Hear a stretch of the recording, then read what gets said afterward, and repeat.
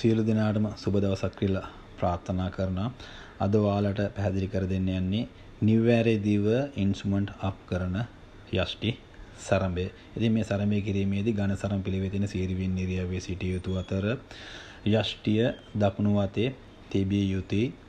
මෙන්න මේ ආකාරයෙන් කාලයත් සමග 1 2 3 අප් කියලා තමයි අපි යෂ්ටිය අප් කරන්නේ. මෙහිදී විශේෂම දෙයක් තියෙනවා. 1 කියද්දි පපුව ඉදිරියට ගන්නවා. 2 3 කියන්නේ විරාම කාලය. මේ කොටස් වශයෙන් අපි බලමු සිදු කරන්නේ කෙලසද කියලා. මෙන්න මේ ආකාරයට 1 කියද්දි යෂ්ටිය පපුව ගාවට එනවා. එතකොට දකුණු අත නැමි මෙන්න මේ ආකාරයෙන් තියෙනවා.